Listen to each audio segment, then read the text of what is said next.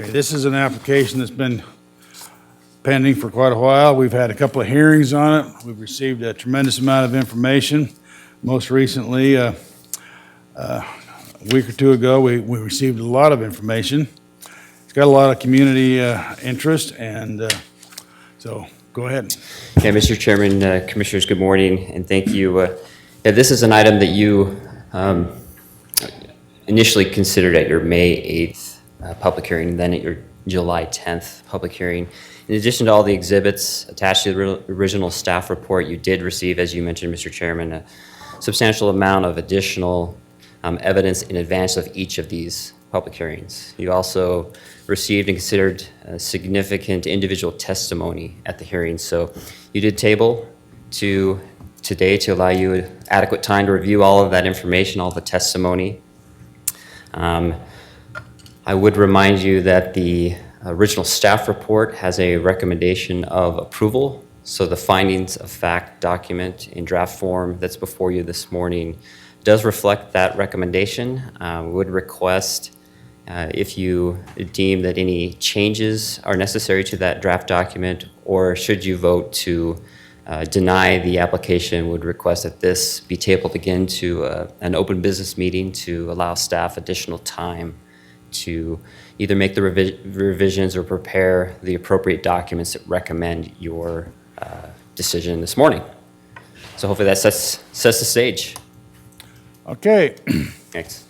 thank you. First of all, Mr. Chairman, I'd just like to thank the staff for their excellent work, the development services, all of our staff here at the county that's helped us, me in particular, in putting together our ideas and the data so we could review it. Well, Mr. Chairman, I've taken a lot of time personally on this, and as we've said, hours of listening and reading material. There are volumes of material, both on this particular project as well as solar in general and renewable energy. So with that, I guess I would take this opportunity to just kind of review what, in my mind, I've done in my understanding of the project, because we have, like I said, the staff has done all the procedural stuff in review. All the procedural information's been and requirements have been met. Staff's done their due diligence in the notices, the public hearings, the public meetings, and all of the rest of it. So I think that, again, solidifies the fact that this community at large, as well as the staff, have done their due diligence. And just to review, in my mind, this is a larger project. It's a two-county project, and Ada County is only a small portion of that project. It's only 1,419 acres are in Ada County. But on that 1,400 acres, the proposal is to have 237,000 solar panels and some other auxiliary things as well. So as I looked at the project and reviewed the material, both and called on some of my experience that I've had myself personally, there are several things that were brought to my attention as I was reviewing the data. One is the potential, as was pointed out by the community as well as my background, potential for noxious weed contamination in an internationally renowned seed growing area, both in Canyon and Ada County. Ada County is obviously our focus, but noxious weeds are critically important in managing good seed growing for the world, because we grow seeds for the entire world, not just for Idaho and not just for the United States, but for the entire world. Here in this area, most people don't realize that, and weed seeds in that can contaminate it to a degree that it can degrade the value of weeds or of the seed. The animal grazing underneath the solar panels, I wasn't clear by the data exactly how that was going to be managed as well. The type of animals, the AUMs that would be required, the kind of volume of animals that would be required, and how they would be managed. Estimates of the property value impact wasn't clear to me as well, because there was some data that was presented, and both from here as well as other locations where solar panels are. The impact on the birds of prey area. The birds of prey is very close to this area, and there are 34. This is, again, an international renowned birds of prey protected area. There are 44 species that are there. 1,400 acres is not an insignificant amount of both feeding area as well as just area for those birds. It wasn't clear to me in terms of the questions whether this project, there's a lot of available federal and state land that is not farmland, that also has power lines going through it that have some connectability. It wasn't clear to me whether that had adequately been explored as potential locations for the solar panels, because solar panels are important. But then the solar panels, how do they fit with the Ada County land use maps that designate this as an irrigated agriculture, which according to that, the quote from that is, which is primarily intended for farmland, cropland, vineyards, pastures, orchards, and other low-intensity agricultural uses. The site is currently zoned as rural residential, as well as property to the north, the south, the east, and the west. The west is in Canyon County.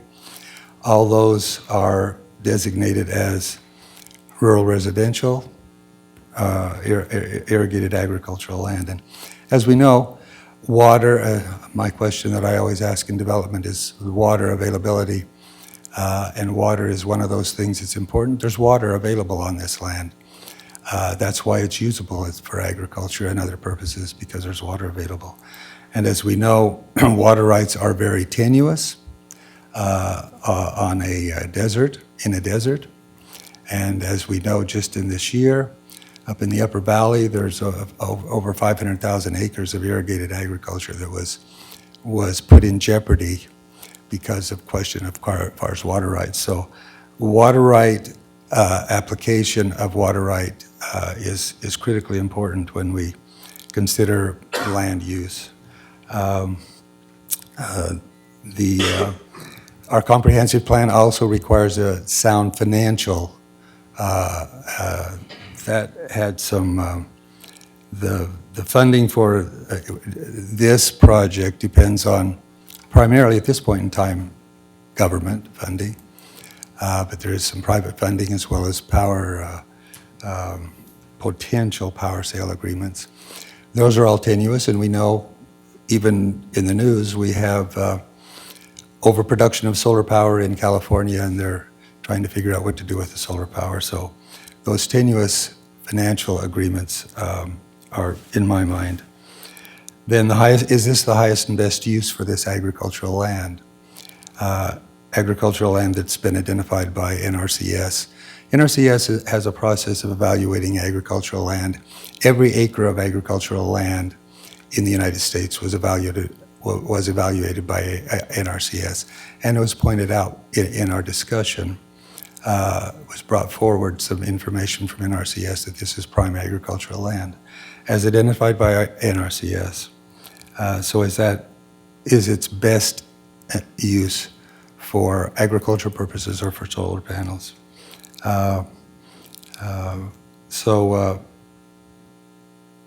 With all that in mind, Mr. Chairman, I'm inclined, like I said, after hours of studying, reading, reviewing, considering all the aspects of this project, it's my opinion that sufficient evidence has been presented to support the application under the Ada County Comprehensive Plan, Future Land Use Plan, and Ada County Code.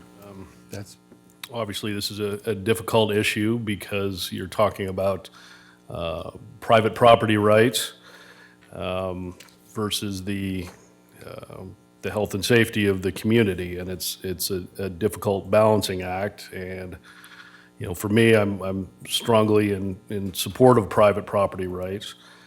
I suppose the issue comes in when something is requested that requires a variance. So at that point, you're asking for, it's literally a special privilege as defined in our code.